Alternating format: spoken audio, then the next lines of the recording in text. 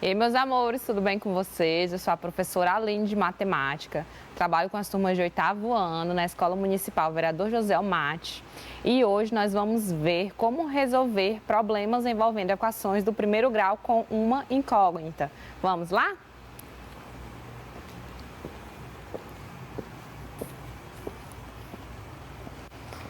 Então, antes da gente iniciar, gostaria de mandar um beijo para todos os alunos que estão me acompanhando aí, para todos os meus alunos também da escola, dizer que eu estou morrendo de saudades, tá bom? E agradecer por vocês estarem nos acompanhando aí na telinha nas nossas aulas. Então, como eu falei para vocês, o conteúdo da aula hoje é referente à resolução de problemas que envolvem equações do primeiro grau. Então, vamos ver aqui qual é o objetivo da nossa aula. O objetivo é resolver um problema expresso por uma equação do primeiro grau com uma incógnita.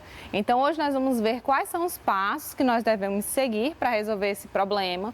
Eu acredito que boa parte de vocês tenham como maior dificuldade a interpretação, não é isso? Então, eu coloquei aqui alguns passos que nós vamos seguir para resolver esses problemas e nós vamos fazer uso também do princípio aditivo e multiplicativo, ok? Dentro da nossa resolução. Então, eu coloquei aqui para a gente relembrar rapidinho, com um simples exemplo, o princípio aditivo das igualdades. Então, qual é a ideia do princípio aditivo das igualdades? Adicionando ou subtraindo o mesmo número nos dois membros de uma igualdade. Por que são nos dois membros? Eu vou lembrar daquela ideia que foi trabalhada semana passada de equação.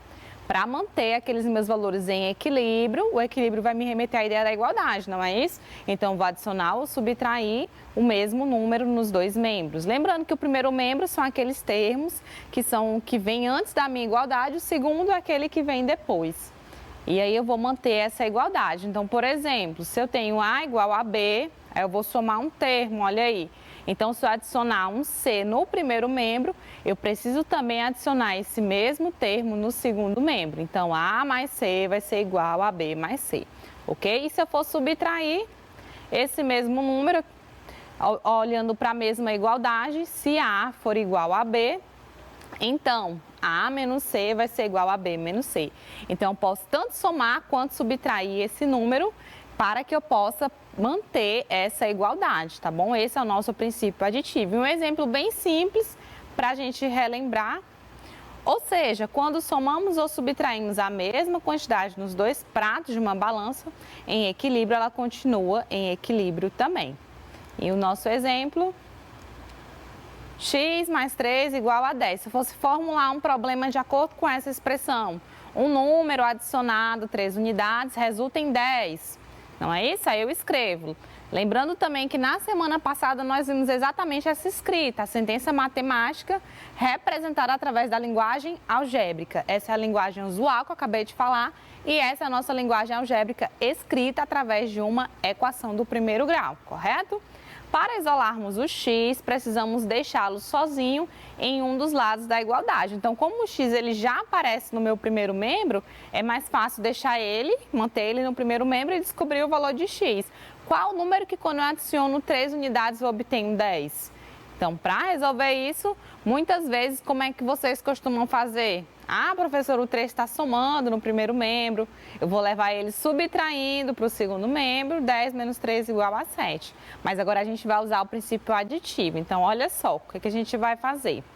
O valor que impede o x, quem é que está impedindo o x de ficar sozinho no primeiro membro?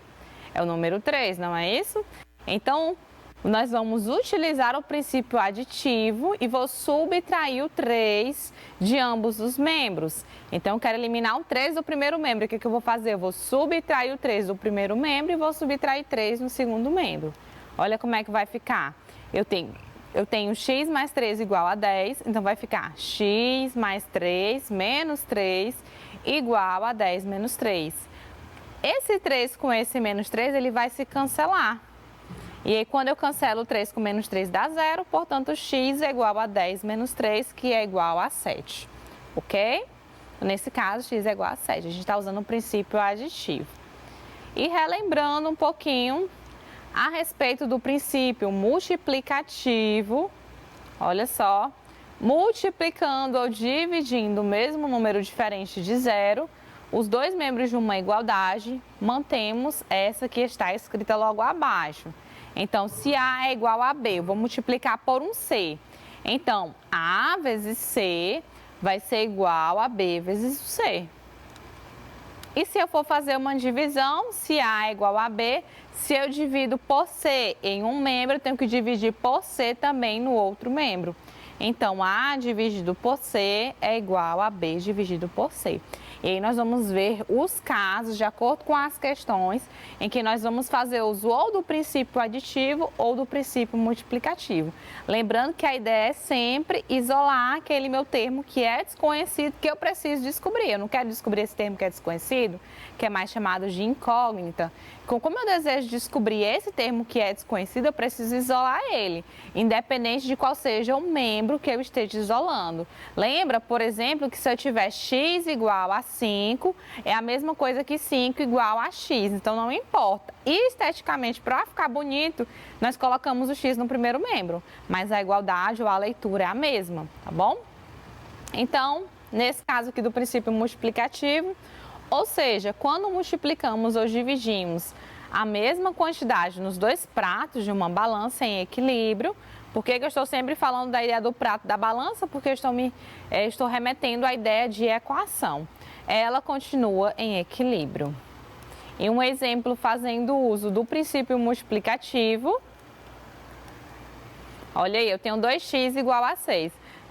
Devo lembrar que esse 2x é 2 vezes o x, que é 2 vezes o valor desconhecido. Então, como é que eu poderia contextualizar? Sabendo que o dobro de um número é igual a 6, qual é esse valor? Qual é esse número? Então, 2 vezes o x é igual a 6. Se eu fosse usar aquele método convencional, professor, o 2 está multiplicando, vai para o outro membro dividindo, porque nós fazemos uso das operações que são inversas, não é isso? E aí você descobriria que o x é igual a 3. Mas, fazendo uso do princípio multiplicativo, o que eu preciso fazer para eliminar esse 2 que está acompanhando o x? Eu preciso dividir o primeiro membro por 2, não é isso? Para poder cancelar o 2 com 2 e fica só o x. Só que se eu dividir por 2 o primeiro membro, eu preciso dividir por 2 o segundo membro também. E é isso que nós vamos ter. Então, olha aí. O valor que impede x de ficar sozinho no primeiro membro é o 2, como eu acabei de falar. Logo, nós vamos utilizar o princípio multiplicativo das igualdades, dividindo por 2 os dois membros. Então, 2x dividido por 2 é igual a 6 dividido por 2. E aí ele cancelou lá, tá vendo? O 2 com 2, ficou x igual a 6 sobre 2 e simplificando, 6 por 2 é igual a 3. Então, o meu x é igual a 3.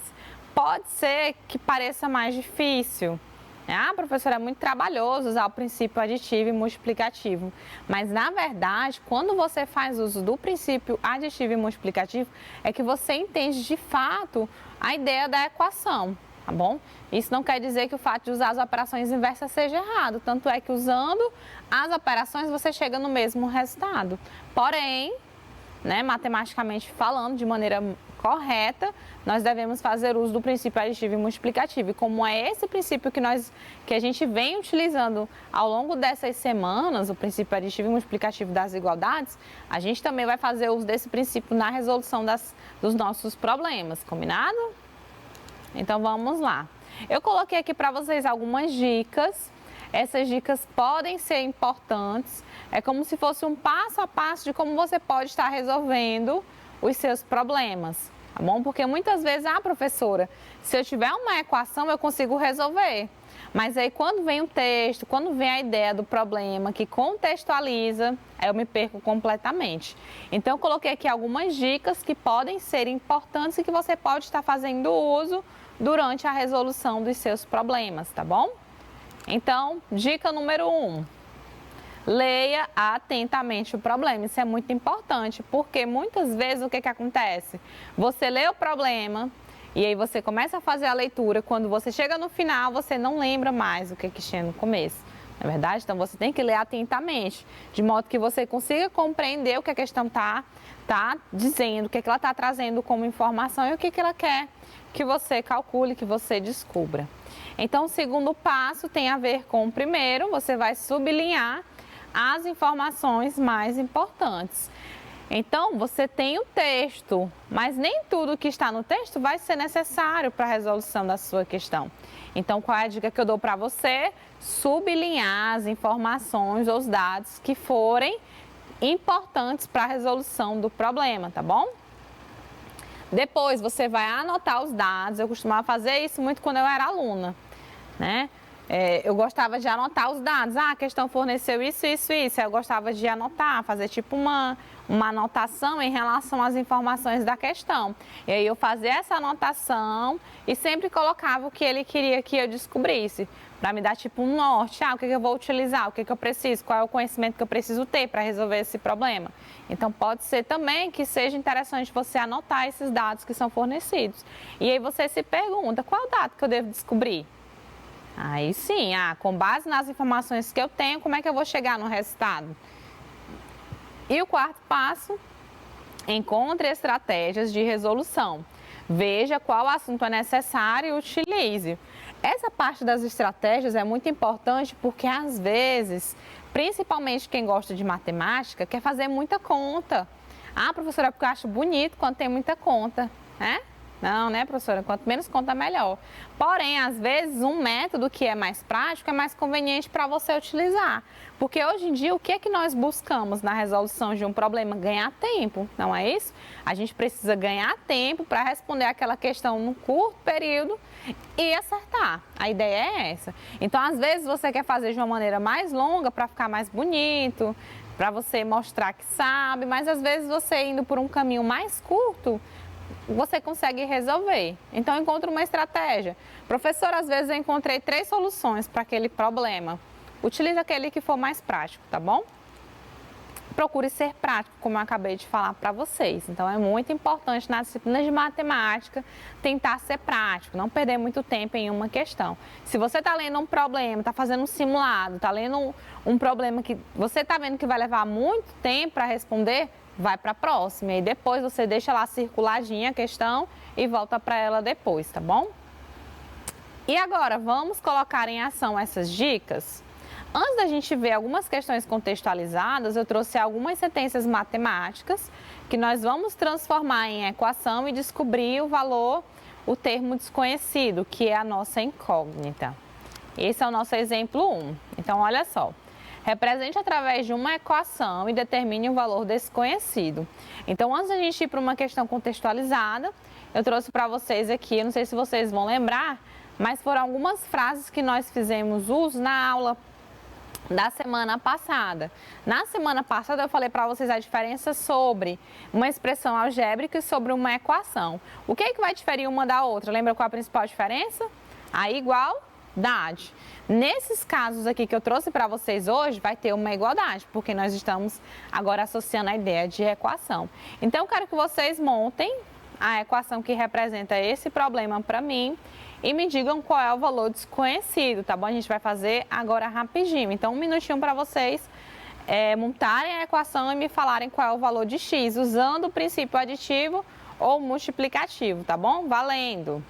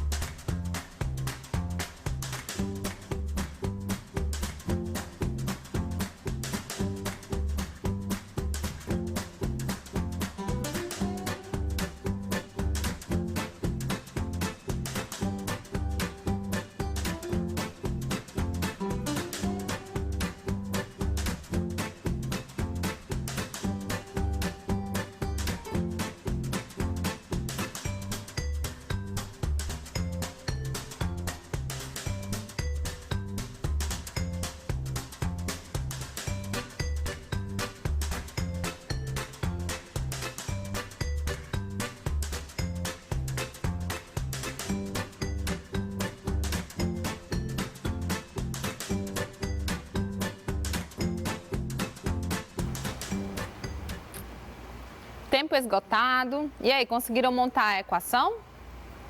E descobrir o valor desconhecido. Então, vamos lá. Nós temos aqui que o triplo de um número, não sei que número é esse. Nós geralmente representamos pela variável x, não é isso? Então, vou colocar aqui, ó. 3x, que representa o triplo de um número, menos, esse menos vou colocar aqui, 17 unidades, é igual, coloquei aqui o símbolo de igual, a 13. Pronto. Então, essa é a nossa sentença matemática expressa através dessa equação e nós queremos descobrir o valor de x. Qual é a ideia que nós acabamos de ver? Isolar esse meu termo desconhecido. Então, ok, eu vou manter esse termo desconhecido no meu primeiro membro. Primeiro passo, então, o que é que eu devo fazer? Eliminar esse 17 aqui. Para eliminar esse 17 aqui, eu preciso adicionar 17 unidades no primeiro membro para poder cancelar. E eu preciso adicionar também 17 no segundo membro, tá bom? Então, ó, vou adicionar aqui, vai ficar assim, 3x menos 17. Aí eu vou adicionar mais 17 aqui. E aqui também, 13 mais 17. Olha aí. Adicionei o 17 em ambos os membros. No primeiro eu vou cancelar. Tchau, 17 vai embora. Aí vai ficar 3x igual a 13 mais 17, que dá quanto? 30. Pronto. Agora eu preciso eliminar esse 3 que está multiplicando x. Então, se eu preciso eliminar, eu vou dividir ambos os membros por 3. Certinho? E aí, quando eu dividir ambos os membros por 3, o 3 vai se cancelar com esse 3. E nós teremos que o x é igual a 30 dividido por 3, que dá quanto, galera? Dá 10. Então, esse número que eu pensei é o 10. O triplo de um número, o triplo de 10, que é 30, menos 17 é igual a 13, ok? Então, esse nosso valor desconhecido é 10. Vamos para o próximo exemplo. Um número somado a 3 unidades é igual a 26. Ah, professora, esse está muito fácil, de cabeça eu sei qual é, tudo bem, mas eu quero que você use o princípio aditivo para descobrir esse valor desconhecido, ok? Mais um minutinho aí, façam e a gente retorna já já.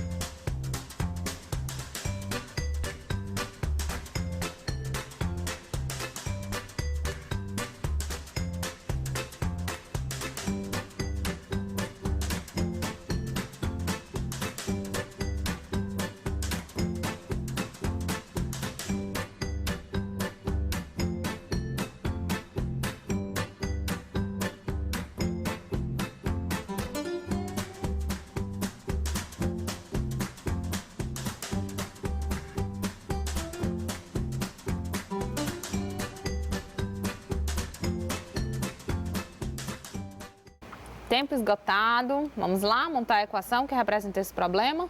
Um número, x, somado, tem que ter o mais, a 3 unidades, então x mais 3 é igual a 26. Ô, professora, tá na cara que é 23, né? Mas vamos usar o princípio aditivo aqui. Eu quero deixar só o x no primeiro membro, vou ter que mandar embora esse 3. Você pode até fazer assim para ser mais rápido, ó. Menos 3 e menos 3. Ou escreve tudo na mesma linha, tá? Aí aqui você vai cancelar 3 com menos 3. E x vai ser igual a 26 menos 3. Eu não gosto de colocar em cima porque vocês são danados para confundir, né? Colocar aqui, a pessoa só está elevando a menos 3. Não, gente, pelo amor de Deus. Eu estou adicionando menos 3 em ambos os membros, tá? 26 menos 3 dá 23. Então, x é igual a 23, ok? Lembrando que isso daqui é x mais 3 menos 3 igual a 26 menos 3, tá bom? Ok? Vamos para o próximo. A soma de 7 unidades à metade de um número é igual a 35. Vamos fazer essa juntos. Eu vou somar 7 unidades, então 7 com a metade de um número. Como é que eu expresso a metade de um número? O número é x, a metade dele é x sobre 2, não é isso? Então, mais x sobre 2 é igual a 35. Eu quero manter só o x, então eu preciso eliminar esse 7 aqui. Então, eu vou adicionar menos 7 em ambos os membros. Vai ficar menos 7 mais 7 mais x sobre 2 igual a 35 menos 7, certo? Menos 7 mais 7 vai embora, x sobre 2 igual. 35 menos 7, gente, dá quanto? 28, não é? 28 mais 7 dá 35, pronto.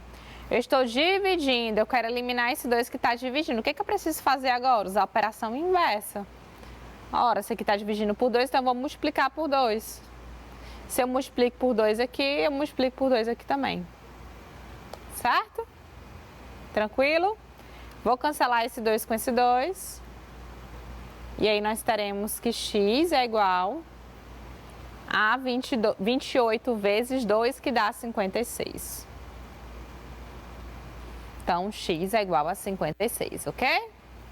Então, uma ideiazinha bem básica, fazendo uso do princípio aditivo e multiplicativo das igualdades. Vamos agora ver um exemplo contextualizado. Exemplo 2. O perímetro do retângulo abaixo é 60 metros. Olha aí o retângulo. Lembre-se, o que é o perímetro? É a soma dos lados de uma figura plana ou contorno da figura, contorno de toda a figura. Na letra A, ele quer que você escreva uma equação para o perímetro do retângulo. E na letra B, ele quer que você resolva a equação e determine quanto mede os lados desse retângulo. Então, vamos lá.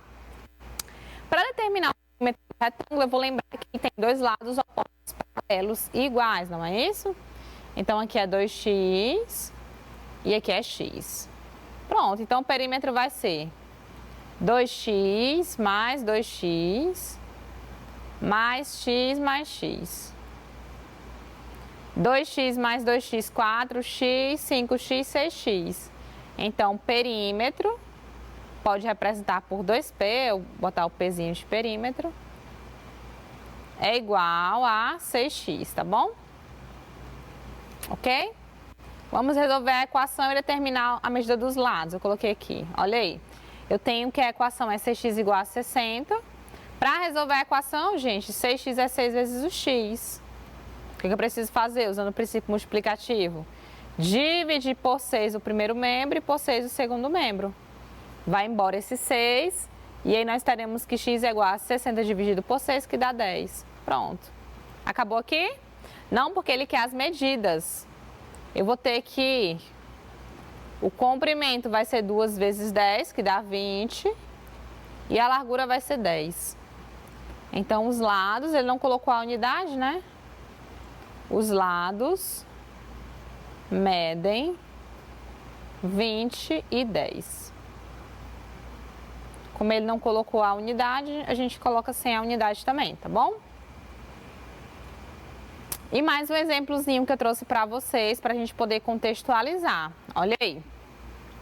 A população de uma cidade A é o triplo da população da cidade B. Se as duas cidades juntas têm uma população de 100 mil habitantes, quantos habitantes tem a cidade B? Essa já requer um pouco de interpretação, não é isso? Um pouquinho, você não precisa pensar muito para resolver. Então, vamos lá. Eu sei que a população da cidade A é o triplo da população da cidade B. Quanto que é a população da cidade B? Não sei, professora, então eu vou chamar de x. Ora, se a população da cidade A é o triplo, é 3 vezes o x.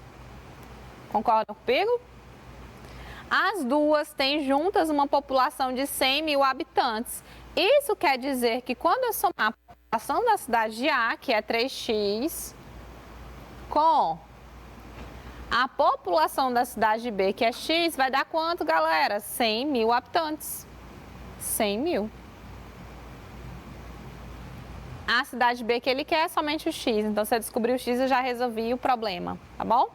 Agora, nós vamos só simplificar e descobrir o valor de x. 3x mais x é 4x, igual a 100 mil. Usando o princípio multiplicativo, eu preciso dividir cada membro por quanto? Aí eu vou olhar para o termo que está acompanhando o x, porque ele está multiplicando aqui. É um 4, não é isso? Então, eu vou dividir por 4 o primeiro membro e vou dividir por 4 o segundo membro. Cancelo esse 4 com esse 4, fica só o x igual a 100 mil dividido por 4. Vamos fazer a divisão rapidinho. 100 mil dividido por 4, ó. 1 não dá, pega o 10. 10 dividido por 4 dá 2. 2 vezes 4 dá 8. Sobra 2, desço 0. 20 por 4 dá 5. Eu desci esse 0 aqui, tá vendo? Sobraram quantos zeros? 3 zeros. Então, eu trago para cá, vai dar 25 mil. Isto quer dizer que a cidade B tem 25 mil habitantes. Ok? Se ele quisesse saber quantos habitantes tem a cidade A, aí eu pegaria 3 vezes 25 mil, que é igual a 75 mil.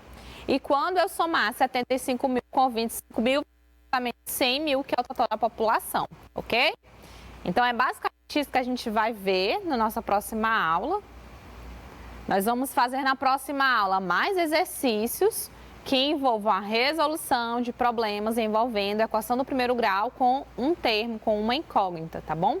Então, eu espero que vocês tenham entendido, que vocês consigam adotar essas dicas para a resolução de vocês. A gente se encontra na próxima aula, que vai ser uma aula de exercício, ok? Um cheiro e até logo. Tchau, tchau.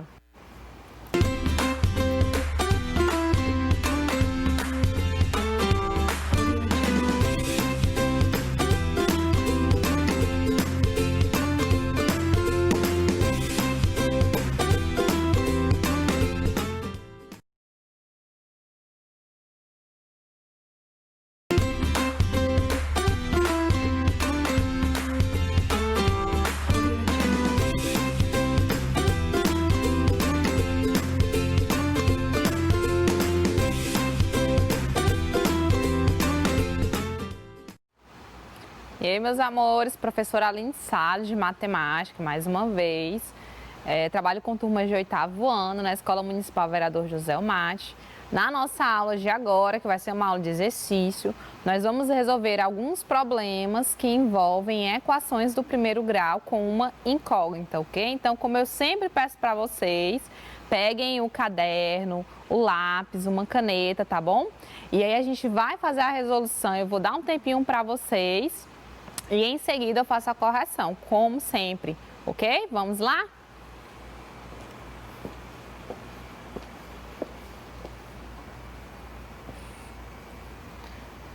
Então, como eu falei na aula passada, o nosso objetivo da aula é o mesmo. Qual é o objetivo? Resolver um problema expresso por uma equação do primeiro grau com uma incógnita. Lembrando que na aula passada eu dei algumas dicas de resolução e a gente resolveu alguns problemas fazendo uso do princípio aditivo das igualdades e do princípio multiplicativo das igualdades. Então, a gente também vai interpretar o problema e eu peço que vocês tentem fazer a resolução para descobrir o valor desconhecido aí na casa de vocês, também fazendo uso do princípio aditivo e multiplicativo, combinado? Vamos lá. Primeira questão. A soma das idades de Ana Beatriz e Giovana é 22 anos. Sabendo que Giovana é 4 anos mais nova do que Ana Beatriz, Qual é a idade de Giovana? Eu coloquei aqui as alternativas. Então, sublinhe as informações que são mais importantes, faz uma leitura mais atenciosa, mais atenta, tá bom? E tenta montar a equação para resolver e descobrir qual a idade de Giovana. Eu vou dar 3 minutinhos para vocês e a gente retorna para a resolução. Valendo!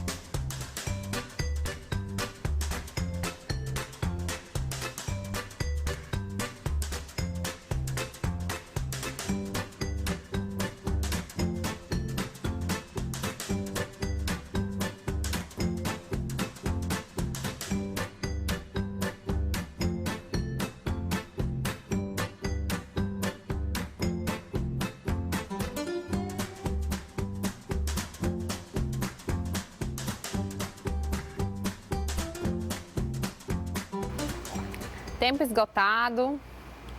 E aí, conseguiram descobrir a idade de Giovana? Repara que eu já coloquei aí alguns dados, como eu falei para vocês, eu sempre gosto de registrar esses dados para montar a equação e resolver. Então, primeiro, ele fala que a soma das idades das duas garotas é de 22 anos e ele fala uma informação muito importante, que a idade de Giovana, que Giovana é 4 anos mais nova do que a Ana Beatriz. Eu sei quantos anos a Ana Beatriz tem? Não sei. Então, eu vou chamar de X, olha aí. Agora, a pergunta que não quer calar. Se a Giovana é 4 anos mais nova que a Ana, galera, é X mais 4 ou é X menos 4? A idade dela. O que vocês acham?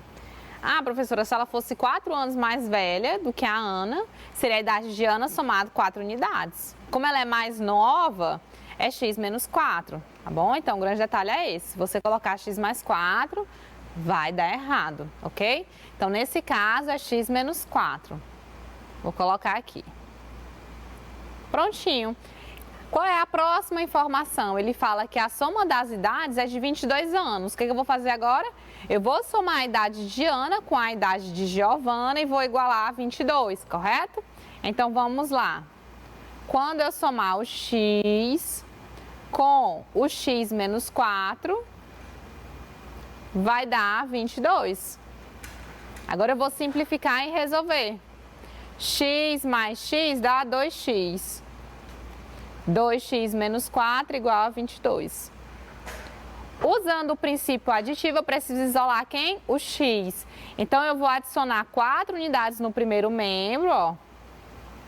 E vou adicionar 4 unidades no segundo membro. Por que que é 4? Porque eu preciso cancelar esse menos 4. E aí, eu vou somar com o valor que é oposto a ele, ok? Então, aqui mais 4, mais, ó, vou mandar embora esse 4 com esse menos 4, vai ficar 2x igual a 22 mais 4, que dá 26. Vou trazer aqui para cima, olha. 2x igual a 26. Agora, o que é que eu preciso fazer? Eu vou dividir por 2 ambos os membros. Opa! Dividindo por 2 ambos os membros. Por que que eu vou dividir por 2 agora? Porque aqui o x está multiplicando. E a operação inversa da multiplicação é a divisão, tá bom? Então, eu vou dividir por 2. Mando embora esse 2. 2 dividido por 2 dá 1. Nós vamos ter x aqui igual a 26 dividido por 2, que dá quanto? Dá 13. Esse x igual a 13, galera, representa a idade de quem? De Ana ou de Giovana? De Ana. Então, não se empolga e marca a letra D, tá? Atenção. Ele quer a de Giovana. De Giovana é quanto? É x menos 4. Então, eu pego 13 menos 4, que dá 9. Então, Giovana tem 9 anos, ok? E aí, o nosso gabarito vai ser letra A, de professora Aline, com 2 N's, ok? Então, é letra A. Beleza, vamos para a próxima. Observe o diálogo a seguir e marque a alternativa que representa a idade de Fábio e de seu avô Jorge. Olha aí, o Fábio diz: vô, qual é a sua idade? E o avô responde: juntos nós temos 66 anos e eu sou 42 anos mais velho que você. E aí, qual é a idade de Fábio e do avô dele, respectivamente? Eu vou dar 2 minutinhos para vocês fazerem essa, tentem montar a equação no mesmo estilo da anterior e me digam aí qual a alternativa que representa a idade do Fábio e do avô dele, tá bom? Valendo!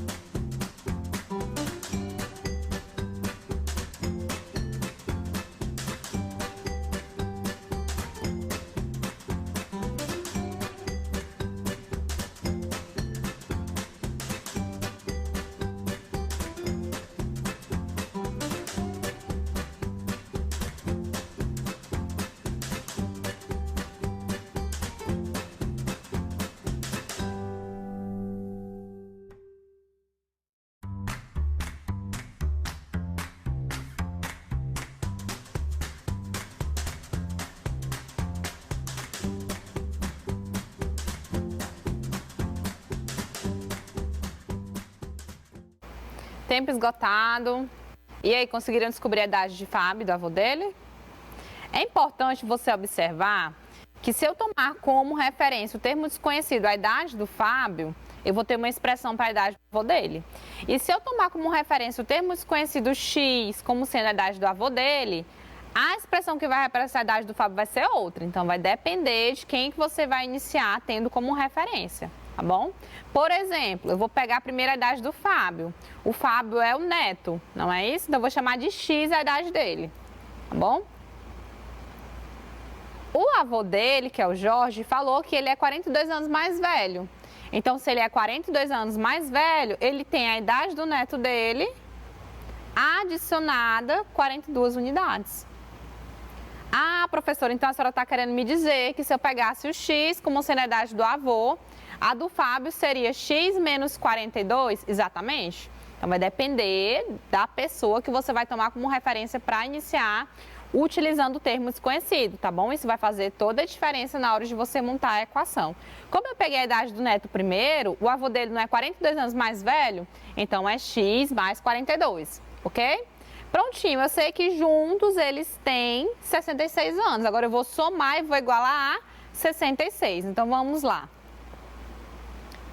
Montando aqui a equação, x mais 42 é igual a 66. Vamos resolver?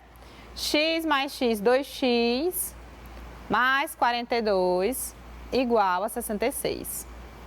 Quero descobrir o valor de x, vou adicionar menos 42 em ambos os meus membros. Então, aqui vai ser menos 42 e aqui vai ser menos 42, tá bom? Por que eu estou colocando menos 42? Para poder cancelar, ó. Fica só o 2x. 66 menos 42 dá quanto? Dá quanto? 6 menos 4 dá 2 e 6 menos 2 dá 4. Então, 24, não é isso? Agora eu divido tudo por 2. Mando embora esse 2. Vou ter que x é igual a 12. Então, quem tem 12 anos? O Fábio, que é o neto. Se o neto tem 12 anos, o avô dele tem quantos anos? Mais 42 unidades, não é isso? Tá aqui, ó. X é 12. 12 mais 42 dá 54. Qual é o nosso gabarito aí? Letra B de bola, 12 anos e 54 anos. Ok? Conseguiram acertar essa? Espero que sim. Vamos para a próxima. Eita, professora, a senhora colocou questão só de idade aí, né? São essas que pegam vocês, viu? A idade de um pai é o quádruplo da idade do filho. Essa daqui é boa. Se você acertar, eu vou dizer que você está 100% fera. Daqui a 10 anos, a idade do pai será o dobro da idade do filho. Logo, filho e pai terão respectivamente, o que é respectivamente? Nessa ordem, tá? Primeiro a idade do filho, depois a idade do pai. Quantos anos? E essa agora, como é que faz? Eita, professora, essa tá difícil. 3 minutinhos para vocês tentarem formular a equação dessa e me falar qual é a alternativa correta. Valendo!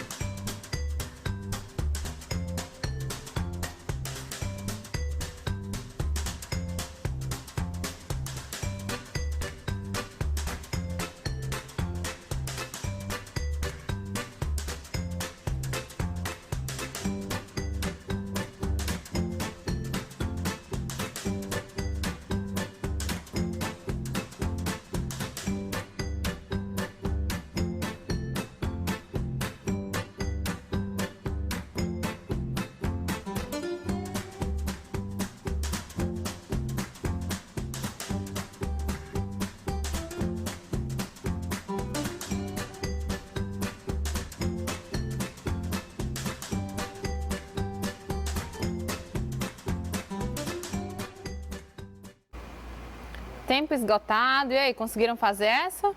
Vamos para a resolução? Ele inicia dizendo o seguinte, que a idade do pai é o quádruplo da idade do filho. Então, se o filho tem X anos, porque eu não sei quantos anos o filho tem, o pai vai ter 4 vezes o X, porque é o quádruplo da idade do filho dele, correto? 4x. Só que vão se passar 10 anos daqui a 10 anos. Então, daqui a 10 anos, a idade do pai... Qual vai ser a idade do pai daqui a 10 anos? Vai ser 4 vezes o X mais 10, concorda? Vou até colocar aqui assim, ó. Pra gente poder lembrar a idade do pai daqui a 10 anos.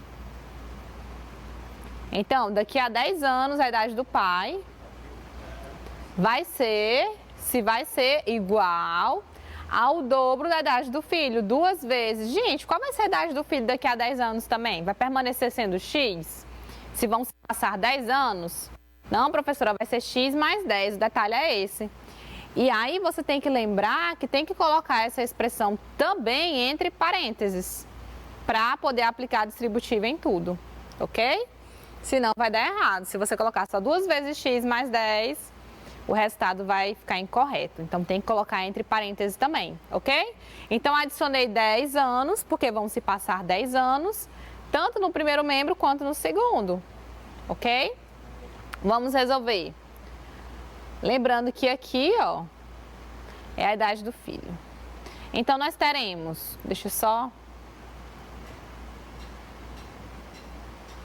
botar aqui pra gente resolver.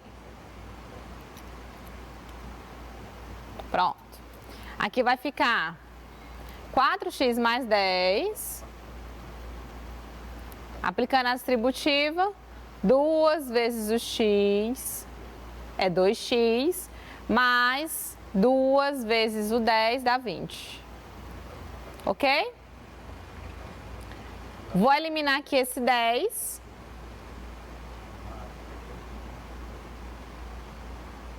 Vamos fazer o seguinte, eu vou pegar esses termos que estão no segundo membro e passar para o primeiro, tá bom? Então, eu vou primeiro aqui cancelar esse 2x, por exemplo, olha. Esse daqui, tá? Então, vai ficar assim. Vou fazer aqui em cima para ser mais rápido, ó. Menos 2x aqui e menos 2x aqui, certo? Que tem um mais, né? Então, eu vou cancelar esse com esse, vai ficar 4x menos 2x, que dá quanto? 2x mais 10 igual a 20, certo? Agora eu vou pegar esse 20 e vou passar ele para o primeiro membro. Então, eu vou subtrair 20 do segundo membro e tenho que subtrair 20 do primeiro membro também. Ok?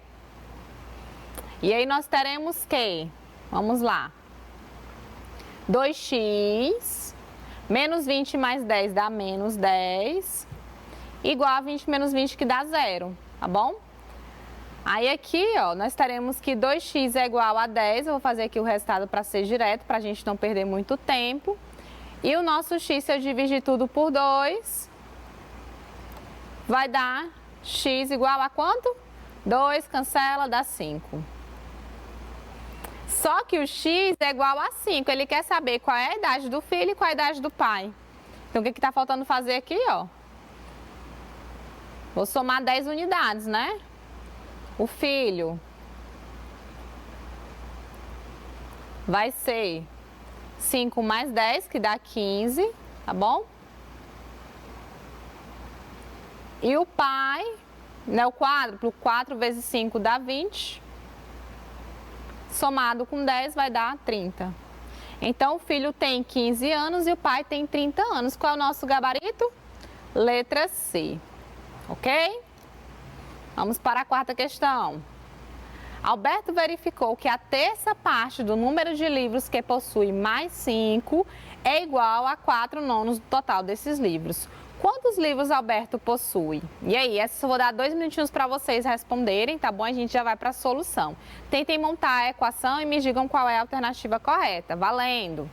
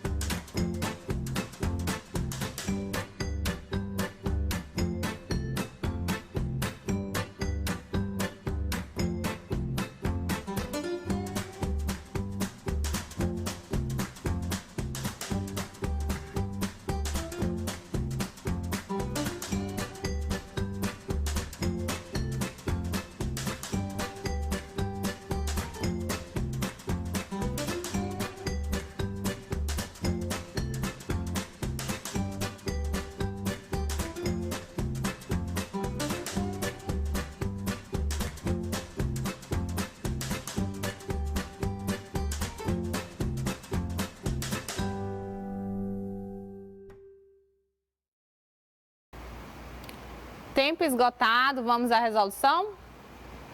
Eu vou fazer aqui rapidinho uma equação para a gente resolver.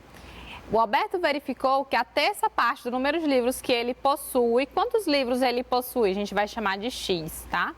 Então, se é a terça parte, eu vou pegar o número de livros que ele possui e vou dividir por 3, ok?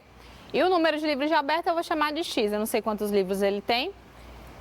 É igual a 4 nonos do total desses livros, né? Quando eu somar com 5, isso vai ser igual a 4 nonos. 4 nonos é 4 sobre 9 de x, ou 4x sobre 9. Vou logo formular aqui a equação. Então, nós teremos que a terça parte do número de livros que ele possui, mais 5, é igual a 4 nonos do total desses livros. Então, vai ser assim, olha, 4 nonos de x, ok? Aqui, como eu tenho um número fracionário com o número inteiro, eu vou calcular o MMC. MMC de 9 e 3, gente, dá quanto? Dá 9, né? Porque o 9 ele é múltiplo de 3. Lembra ainda de MMC? Pega o denominador atual, divide pelo antigo, o resultado multiplica. 9 dividido por 3 dá 3, vezes o x dá 3x. 9 dividido por 1 dá 9, vezes 5 dá 45. Aqui, como o denominador é igual, o numerador é igual também. Olha aí, tudo sobre 9, tchau 9, 9 vai embora, né? Lembrando que só pode cancelar porque tem igualdade entre eles, tá? E aí nós teremos aqui que, fazer aqui, 3x mais 45 é igual a 4x, não é isso? Se eu passar o 3x para o outro membro, ó, vai ficar menos 3x mais 3x mais 45 igual a 4x menos 3. Eu estou adicionando 3x em cada membro, tá? Para cancelar e ficar só o x aqui nesse segundo membro. Então, eu vou ter que 45 é igual a x ou x igual a 45, a mesma coisa, não esquece. E o nosso gabarito vai ser letra D, ok? Vamos para a última, então, para a gente poder encerrar. Carla e Bruna têm juntas R$250. Carla possui R$70 a mais que o dobro da quantia de Bruna. Então, se Bruna tem X reais, gente, ele quer saber quanto Carla possui, né? Se Bruna tem X reais, a Carla tem o dobro dessa quantia, que é 2x, mais R$70, correto? E aí, elas juntas têm 250. Então, quando eu somar a primeira equação com a segunda, vai dar quanto? 250. Então, vamos lá. X mais 2x mais 70 é igual a 250. Prontinho. X mais 2x dá 3x mais 70 igual a 250. Como eu quero isolar o x, eu vou adicionar menos 70 em ambos os membros, ó. Então, menos 70 e menos 70. Vou mandar embora esse 70 aqui, vai ficar 3x igual a 250 menos 70, que dá quanto? 180, não é isso? Dividindo tudo por 3, nós teremos que x é igual a 60. X igual a 60 é o que a Bruna possui, ele quer saber o que a Carla possui. Eu vou substituir aqui nessa segunda equação. 2 vezes 60 mais 70. 2 vezes 60 é 120, 120 mais 70 dá R$190. Então, é necessário ter muita atenção para saber qual é o resultado que ele quer descobrir, tá bom? Ah, descobriu o X, deu 60, eu vou lá e marco letra A. Não, tem que ter atenção, porque ele quer saber quanto que a Carla possui. E aí, o que a Carla possui é o dobro do que a Bruna tem, adicionado R$70, tá bom? E o nosso gabarito vai ser letra D. Então, gente, esse conteúdo de resolução de problemas envolvendo equação pode ser que você... Não, professor, eu estou achando muito difícil. Então, é necessário pegar esses exercícios e resolver várias vezes até você entender o que de fato você está fazendo e ficar fera no conteúdo. Matemática não tem mistério, não tem segredo, gente. Tem que estudar e tem que praticar. Combinado? E eu coloquei aqui uma frase para a gente encerrar a nossa aula, de Renato Russo. Nunca deixe que eles digam que não vale a pena acreditar no sonho que se tem. Então, se você tem um sonho, lute por ele, batalhe, não vai ser fácil. Não é fácil você conquistar aquilo que você quer, mas eu garanto para vocês que no final vale a pena, tá bom? Então, um beijo e a gente se encontra na próxima. Tchau, tchau!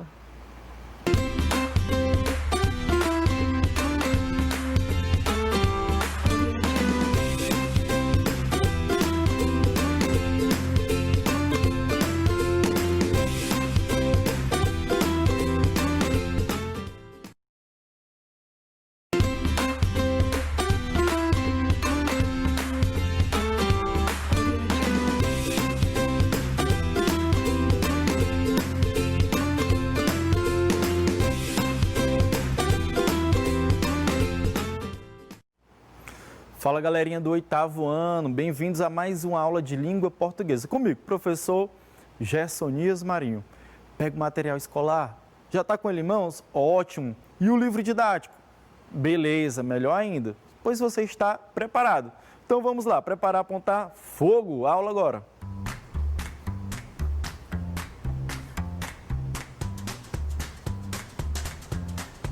Beleza, vocês já estão observando aí no slide o assunto da nossa revisão. Gente, é semana de revisão, as provas estão chegando. Eita, rapaz, aquele momento tenso, né, de prova. Ou não, ser tranquilo, ser mais assim de boa. Igual o João do Frango, né? Daquele filme lá, Tá Dando Onda. O João do Frango é de boa, beleza. Enfim, surfista, né? Surfista é assim mesmo. Conjunção, gente, esse assunto aqui, conjunção, vocês já estudaram praticamente todos os tipos de conjunção. É lógico que na revisão aqui a gente não tem como ver todas, são muitas, só as adverbiais, meu amigo, ia ser assim, 5 aulas, ou até mais. Enfim, mas o que eu vou relembrar com vocês no início é só a função dela, você saber pelo menos reconhecer uma conjunção em alguma frase, em algum período, ou melhor, em alguma oração, certo? Por quê? Porque as conjunções elas têm essa função de ligar orações. Então vamos aqui observar. Você está lá assistindo sua aula, o professor vai e escreve algumas frases, né? Vai e volta, corria muito, não se cansava. E aí você já observa aqui que nesses dois casos o professor deixou 2 lacunas. E você vai observar também que essas 2 lacunas cabe ali uma palavrinha. É uma palavra, viu, gente? Conjunção é uma palavra. E essa palavrinha vai ligar essas orações. Professor, mas qual a diferença da conjunção para preposição? Gente, a preposição ela liga palavras somente. A conjunção ela vai ligar orações, mesmo que as orações sejam apenas uma palavra, certo? Seja cada uma delas apenas uma palavra, como é o caso aqui do vai e volta. Aqui, vai é uma oração, porque é como se estivesse assim, né? Implícito que alguém, né, ele, um sujeito indeterminado, né, vai. E também aqui ele ou alguém volta, né, enfim. Então nós temos aqui, olha, verbo e verbo. Quando as 2 palavras não são apenas palavras, como substantivo, pronomes, mas são verbos, a gente já diz o seguinte, aí também tem uma oração. E se nós temos 2 orações aqui, né, vai é uma oração, volta é outra oração. Então, nós temos 2 orações, a oração 1 e a oração 2, certo? São coordenadas, elas indicam aí 2 situações, certo? Fato é que eu não posso nem mudar a ordem delas nesse caso aqui. Por quê? Porque tem uma questão lógica, né? Volta só ocorre depois do vai, né? Então, primeiro vai, depois volta, certo? Então, aqui eu posso colocar uma conjunção. E aí eu vou fazer a ligação dessas 2 orações, né? Eu posso colocar aqui o i, né? Vai e volta. É uma conjunção, certo? E esse i é a conjunção que a gente chama de aditiva. Por que ela é aditiva? Porque é como se eu estivesse somando mais uma informação, certo? Vai é a informação 1, volta é a informação 2. Ou seja, eu tenho 2 informações, eu adicionei mais uma, vai e volta. Ok? Então, por isso que a gente chama ela de aditiva. Mesmo que a informação seja negativa, né? Seja uma informação, certo, contrária, mas ela é uma informação, vai e não volta, né? Então, veja só, mas é uma informação. Na matemática tem, né? A soma de números negativos. Tem, claro que tem, vocês sabem disso, né? Você pode muito bem somar 2 menos 2, né? 2 mais menos 2, melhor dizendo. Eita, rapaz, eu me perco todinho na matemática. Esquece, vamos lá. Essa outra aqui, corria muito, não se cansava.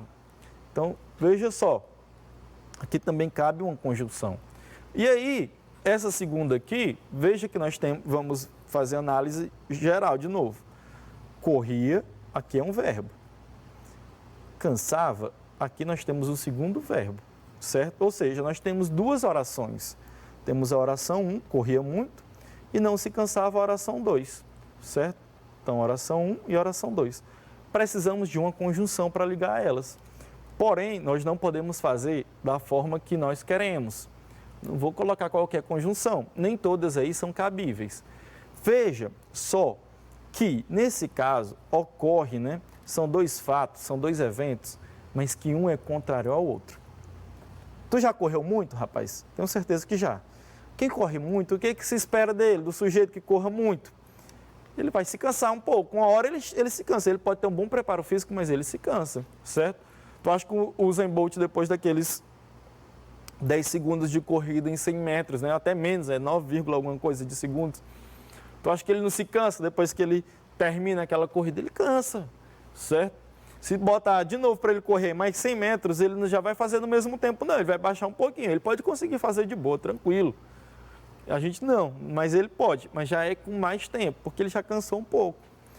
Mas esse aqui, ele não se cansa. Rapaz, o cara é diferenciado, é um androide. Então, veja só que aqui nós temos um fato oposto, certo? Quem corre muito, o que é que se espera? Que ele se canse.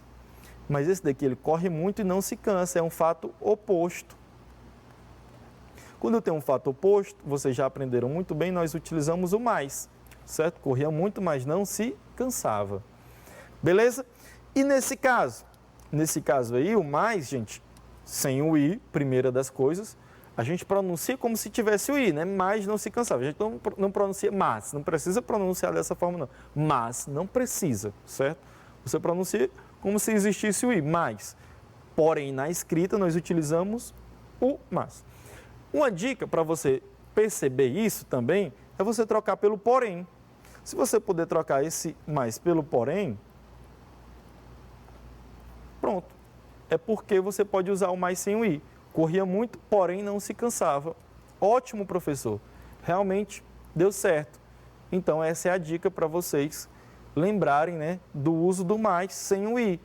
E a função dele, né, o sentido dele é de oposição. Por quê? Porque a informação 2 ela é oposta à informação 1. Ela é contrária. A gente chama de oração adversativa. Muita coisa, gente, muita coisa. Procurem as aulas, porque aqui é revisão, tem muito conceito aí que vocês precisam ir atrás. Eu tenho certeza que nas outras aulas com os outros professores também vocês estão revendo esses outros conceitos. Aqui é um outro tipo de oração. Aqui já não é mais coordenativa. Aqui uma oração é uma circunstância da outra. Ou seja, aqui vai aparecer as conjunções adverbiais. Não vou à escola, chover. O professor deixou a lacuna. Qual é a melhor lacuna aí? Veja que ele está dizendo que não vai à escola e está colocando isso dependendo, né?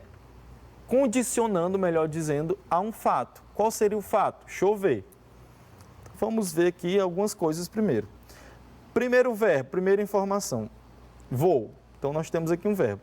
Chover é outro verbo. Fenômeno da natureza, chover, verbo. E aqui nós observamos que é uma condição para ele não ir à escola. Qual é a condição para ele não ir à escola? Se chover. Não vou à escola se chover. Então, quando nós temos essa condição, o se é uma conjunção condicional, certo? Condicional. Ok? Aqui é para ser uma seta.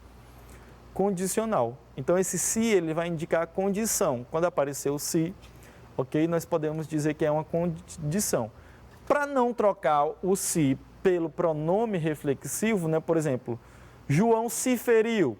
Esse se aí, ele não é uma conjunção, certo? É um pronome. Para não trocar, você faz o seguinte, você coloca no lugar desse se o caso. Vai haver uma pequena alteração no verbo. Vai ficar assim, não vou à escola caso chova, certo? Mas veja que a troca foi perfeita. No João se feriu, já não dá certo. João, caso feriu, deu certo a troca? Deu não, professor. Ótimo. Então aí é porque você não tem uma conjunção. É só para você reconhecer conjunções. São dicas para você reconhecer as conjunções. Nós já falamos aqui de conjunções coordenativas e subordinativas adverbiais. Tem mais duas. Tem as subordinativas substantivas e as adjetivas. Como é que funciona cada um? Gente, percebam aqui a primeira frase que o professor escreveu. A noite chegou. Aqui nós temos uma frase, temos uma oração. Por que é uma oração? Temos o verbo. Então eu posso chamar isso aqui de oração. Ok? O caçador percebeu. Aqui cabe um objeto direto, certo? Um objeto direto. Eu posso colocar assim, o caçador percebeu o urso, certo?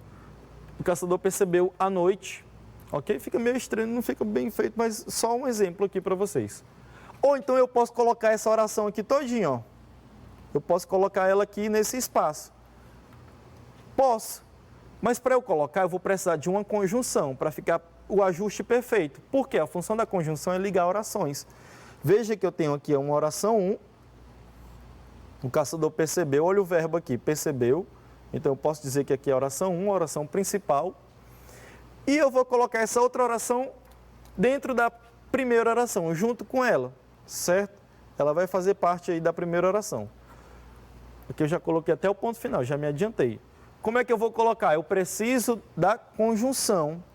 O caçador percebeu, aí a conjunção que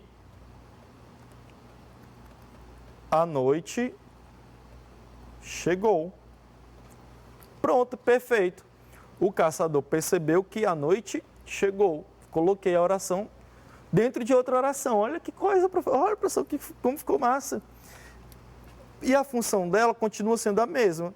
Só que agora é uma oração. Então a gente vai chamar de oração subordinada, substantiva, objetiva, direta. Ok? Porque não tem aqui, olha, entre o verbo e a conjunção, não tem preposição. Mas isso aqui é básico. O que eu quero que vocês entendam é que eu precisei da conjunção para ligar o que é essa oração a essa outra. Fazer o ajuste entre elas. Assim que a gente faz o quê? A gente coloca as orações subordinadas substantivas. Outra dica, dá para você trocar, quando aparecer esse que, dá para você trocar tudo isso aqui pelo pronome isto.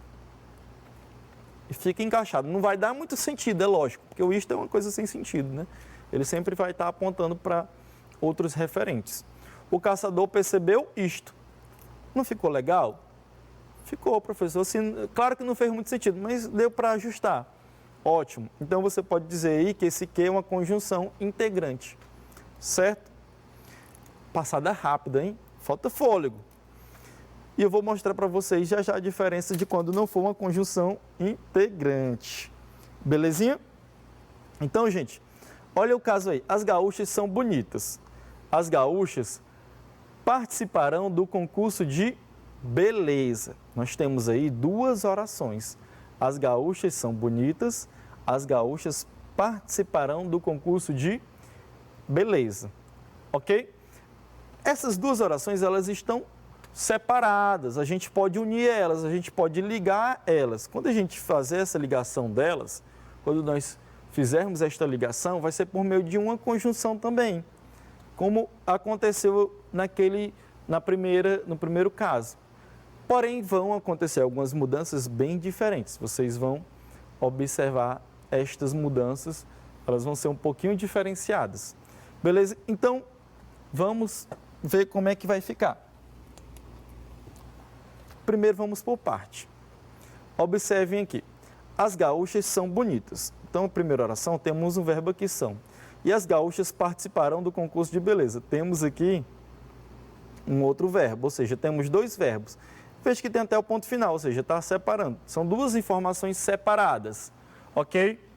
Eu posso aí juntá-las. Eu posso fazer um período composto com essas duas informações juntas, com essas duas orações. Eu tenho a oração 1 e a oração 2. Posso. Como é que vai ficar, professor? Primeiro, a gente vai eliminar uma das palavras, né? uma das palavras que se repetem. Veja que o termo que se repete nas duas é as gaúchas e as gaúchas. Então, a gente pode fazer o seguinte, a gente elimina esse daqui, do primeiro, e substitui pelo quê? Ok? Como é que vai ficar, professor? Olha aí. As gaúchas, a gente começou assim, as gaúchas, aí aqui eu coloquei assim, ó, que são bonitas. Olha como é que ficou agora ela aqui, ó. Que são bonitas, a primeira oração. Eu troquei as gaúchas pelo quê? Participarão do concurso de beleza. Ou seja, a segunda oração, ela ficou intacta, sem mexer nela. Já a primeira oração, eu troquei as gaúchas pelo quê? Certo? Professor, e esse que aí? Quer dizer que é uma conjunção integrante também? Eu posso trocar pelo isto? Faz a troca aí para tu ver. As gaúchas, isto. Sem sentido. Ah, ó, totalmente sem encaixe. Diferente daquele outro. O caçador percebeu isto, as gaúchas, isto. Totalmente sem conexão aí. Por quê? Porque aqui não é uma conjunção integrante. Aqui é um pronome relativo, ok? Que funciona como se fosse uma conjunção. Serve também para fazer essa ligação aqui. Ele retoma agora a palavra gaúchas, é por isso que não precisou repetir. Por quê? A palavra gaúcha está aqui bem próxima, então ele só vai retomar. Beleza? Pois vamos para frente, vamos observar aqui como é que vai ficar nas questões. Vamos ver se vocês estão lembrando de alguns conceitos. Questão 1. Aqui tem muita conjunção nesse poema aqui de Vinícius de Moraes. Vamos aqui lê-lo. Como dizia o poeta, quem já passou por essa vida e não viveu, pode ser mais, mas sabe menos do que eu. Porque a vida só se dá para quem se deu, para quem amou, para quem chorou, para quem sofreu.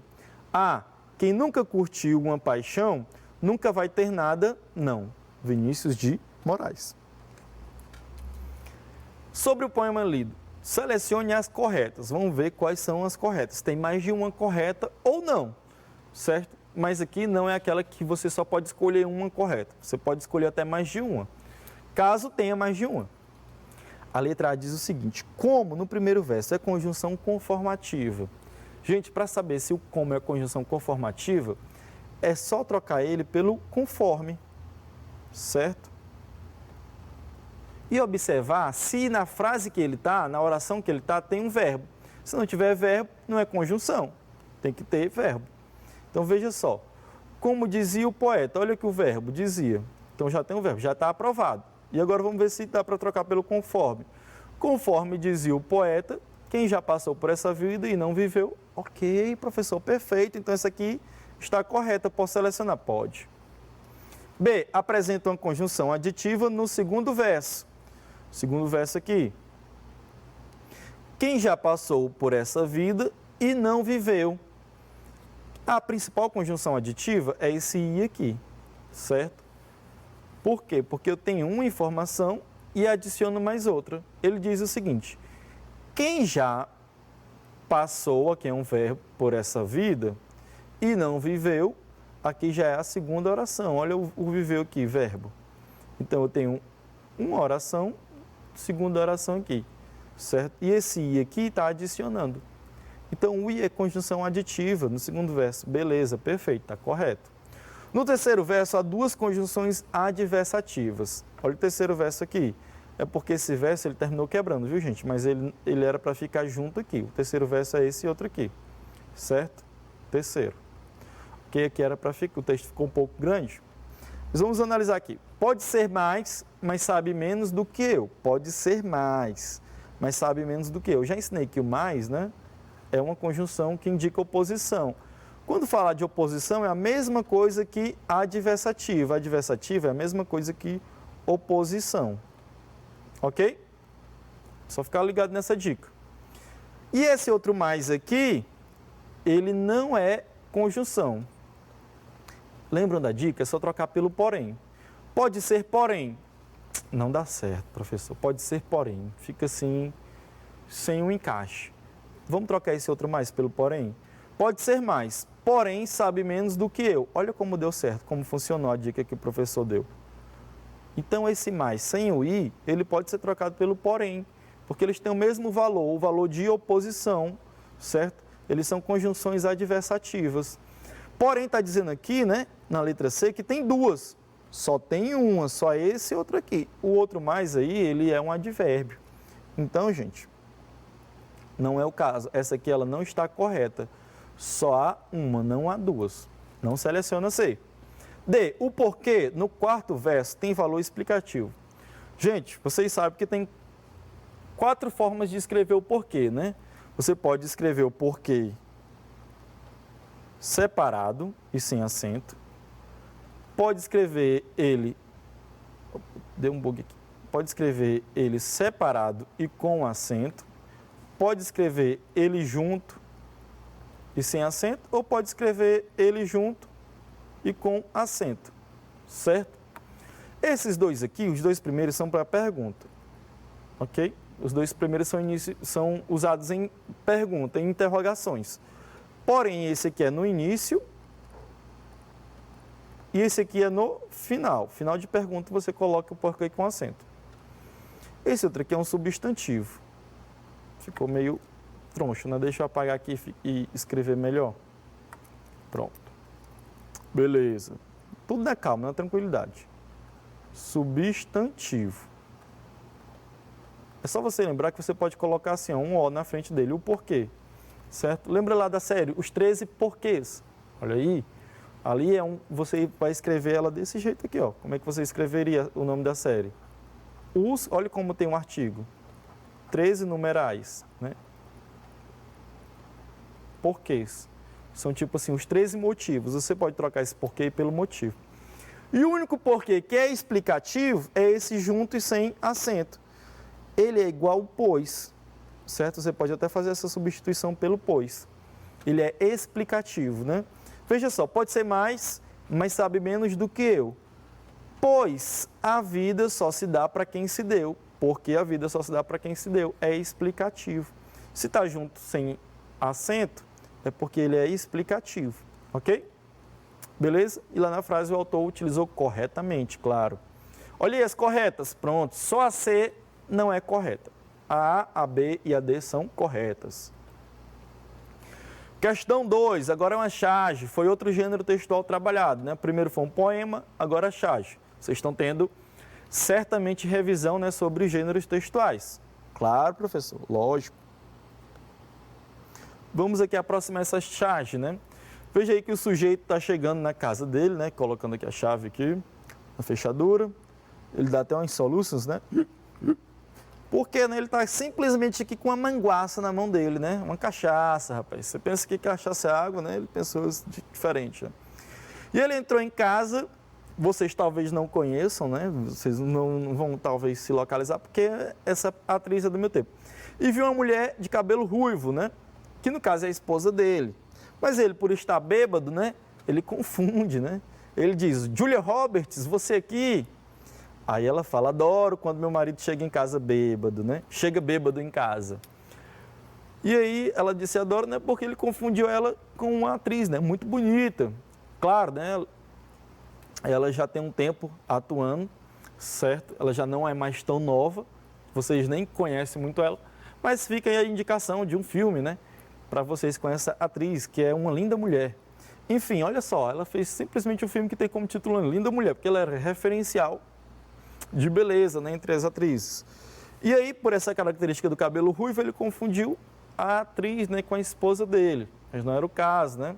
Veja que aqui na charge fazem questão, né, de desenhar ela não muito bonita, né? Ela meio caricata aqui, a mulher, a esposa do rapaz aí, né, do personagem. Que é o Edbar, o nome dele. Edbar, né? Edbar é justamente fazendo a referência a Bar. Deixa eu escrever aqui o nome dele, né? O nome do personagem. Edbar, agora eu não lembro se vai ter o I, se o D é mudo, eu acho que vai ter o Izinho mesmo, né? Edbar, ok? Fazendo essa referência aí a Bar. Enfim, mas vamos à análise da questão. Questão 2 pede o seguinte. Adoro quando meu marido chega bêbado em casa. A palavra destacada tem sentido de. Esse quando aqui, gente, ele é uma conjunção, certo? Ele é uma conjunção circunstancial. Sempre você vai observar o quê? Uma oração com a outra oração indicando a circunstância da primeira. A primeira oração é aqui, ó, adoro. É só o verbo aqui, adoro. Ela adora. Mas aí tem uma circunstância que ela diz isso. Adoro em que circunstância? Quando meu marido chega bêbado em casa, certo? Essa circunstância aí, quando, né? É uma circunstância que indica o quê? Tempo, lugar, oposição ou adição. Gente, quando se fala de circunstância, já não pode ser nem oposição e nem adição, porque elas são de orações coordenadas, são coordenativas, não são adverbiais, então não pode ser. Pode ser tempo e lugar, no caso, em relação a orações adverbiais, mas o quando aí, certo? Ele vai indicar claramente tempo, gente. Quando? Facinho, né? Só pelo sentido da própria palavra dá para resolver. Eu dei essa volta toda aí para você entender a teoria, ok? Mas quando, só pelo sentido dá para resolver, que indica tempo. Terceira questão. Agora aqui, né, nós temos quadrilha de Carlos Drummond de Andrade, certo? Vamos ler. João amava Teresa, que amava Raimundo, que amava Maria, que amava Joaquim, que amava Lili, que não amava ninguém. João foi para os Estados Unidos, Teresa para o convento. Raimundo morreu de desastre, Maria ficou para a tia, Joaquim suicidou-se e Lili casou com o J. Pinto Fernandes. Beleza, encerrei a história aqui, né? Ela tem mais um pouquinho, mas a gente encerra aqui, certo? E vamos observar, vocês já puderam observar, melhor dizendo, que o que, né, nesse primeiro trecho aqui, nos 3 primeiros versos, que essa quadrilha é como se fosse uma canção. Esses 3 primeiros versos, que o que ele está grifado. Então, o que grifado nos 3 primeiros versos trata-se de uma conjunção. Ele quer saber que conjunção é essa. Ou seja, como está bem no singular, está generalizando, está dizendo o seguinte, que os 5 quês que tem aí, olha, João amava Teresa, que amava Raimundo, que amava Maria, que amava Joaquim, que amava Lili, que não amava ninguém. Então, nós temos o quê? 3, 4, 5. Os 5 são a mesma conjunção, não muda, certo? Eles têm a mesma função, ligar orações e são a mesma conjunção. Tem aquela dica do isto, você pode trocar pelo isto e você vai descobrir, certo? Se é uma conjunção subordinativa substantiva. Ou seja, poderia ser a letra D, se a gente trocar pelo isto e der certo. Vamos fazer a troca? João amava Teresa, isto. Dá certo? Não dá, gente. Não se encaixa. João amava Teresa, isto. Não se encaixa. Então, não pode ser a letra D, não é substantiva. Então, sobra aqui, ó, A, B e a C. Tem coordenativa explicativa, subordinativa adverbial e subordinativa adjetiva. Explicativa, gente, no caso, o que, quando ele aparece, ele é mais como consecutiva, certo? Podendo ser a subordinativa adverbial, certo? Como consecutiva. E a explicativa é mais para o porquê. Então, vamos fazer a troca pelo porquê? João amava Teresa porque amava Raimundo. Não dá certo. Então, não pode ser explicativa. O porquê é como se fosse assim, a conjunção mãe da explicativa. Então, não dá certo. Se não dá para trocar pela conjunção que é referencial, então não é ela. Então, fica podendo ser adverbial ou adjetiva. Para saber se ela é adjetiva, nós vamos trocar pelo qual ou pela a qual, certo? Vamos fazer a troca logo pela... Vamos direto ao ponto, sem perder muito tempo? Já perdi um tempão só dando volta aqui, né? Olha só, perceba que a primeira oração diz que João amava Teresa. A oração que se liga imediatamente é o quê? Que amava Raimundo. São essas 2 orações aqui, a primeira e a segunda. Eu sei que tem mais, mas vamos pensar só na primeira e na segunda, porque resolvendo essa, eu resolvo as outras. Então, presta atenção. João amava Teresa. Que amava Raimundo. Quem que amava Raimundo? O próprio João? Não, gente, a Teresa que amava Raimundo. Ou seja, esse que aqui está se referindo a Teresa. Eu usei ele para não ter que repetir a palavra Teresa. Eu usei, eu estou colocando assim como se fosse o autor, né? Então, o autor utilizou ele para não repetir a palavra Teresa, certo? E para você ter certeza, como a gente já tratou disso, né? Quando ele se refere a um termo antecedente, é porque é um pronome relativo. Pronome relativo é da adjetiva. Mas para fechar com chave de ouro, ter certeza, é só trocar pelo a qual, já que o referente é feminino. Troca o que pela a qual. Vamos reescrever para ficar bonitinho? Só essa parte. Opa. João amava Teresa. No lugar do que a gente bota a qual? A qual amava Raimundo. Olha aí. E que a gente, né, deixa a continuidade. Olha aí como ficou certinho.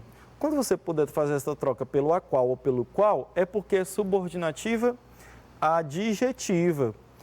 Continuando, olha só, Raimundo que amava Maria. Agora quem ama Maria é o Raimundo. E esse que aqui já faz referência a Raimundo, né? Então, no caso, a gente vai trocar pelo qual.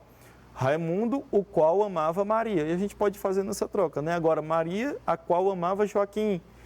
O qual amava Lili, a qual não amava ninguém. Ou seja, todas elas são subordinativa adjetiva. Galera, bons estudos e até a próxima aula. Boa sorte nas avaliações de vocês. Valeu!